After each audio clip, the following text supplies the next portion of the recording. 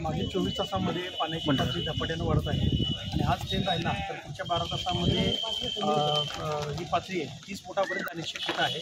30 फुटावर पाणी गेल्यानंतर महानगरपालिका कार्यक्षेत्रामधील बऱ्याच भागामध्ये सूर्यवंशी कॉलनी असतील किंवा या भागामधील नागरिकांना स्थलांतरित करणं आवश्यक आहे. त्या दृष्टिकोनातून महानगरपालिकेनं जवळपास 50 फॅमिलींना स्थलांतरित करण्यासंदर्भातली व्यवस्था आज आपण शाळा नंबर 3 आणि शाळा नंबर 1 केलेली आहे. विशेष या ठिकाणी जनावरांसाठी सुद्धा सम्राट व्यायाम मंडळाचं ग्राउंड असेल किंवा SCB ऑफिसच्या समोरचं ग्राउंड असेल त्या ठिकाणी सुद्धा सोय केलेली आहे.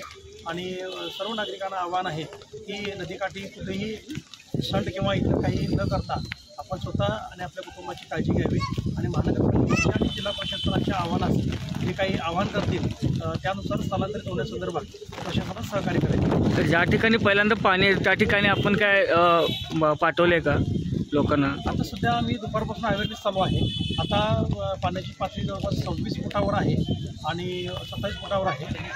ती आज उद्या सकाळपर्यंत ती कदाचित 30-31 फुटापर्यंत जाईल आणि 2021चा अनुभव लक्षात घेता 31 फुटावर पाणी गेल्यानंतर 5 ते 6 फॅमिली सूर्यवंशी प्लॉटमधल्या अफेक्टेड होतात. तर त्यांच्यासुद्धा सर्वे आम्ही केला आहे, त्यांची इंटरॅक्शन केलं आहे. त्या 4 फॅमिली त्यांच्या इतर रिलेटिव्हकडं शिफ्ट होणार आहेत आणि ही पाण्याची पातळी 34-35 फुटावर गेल्यानंतर 15 ते 20 फॅमिली शिफ्ट होणार आहेत. तर त्यांचीसुद्धा सोय आम्ही निवारा केंद्रामध्ये केली आहे. त्या ठिकाणी जेवणाची व्यवस्था असेल, लाईट पाण्याची व्यवस्था असेल, सर्व व्यवस्था महानगरपालिकेच्या माध्यमातून केली आहे.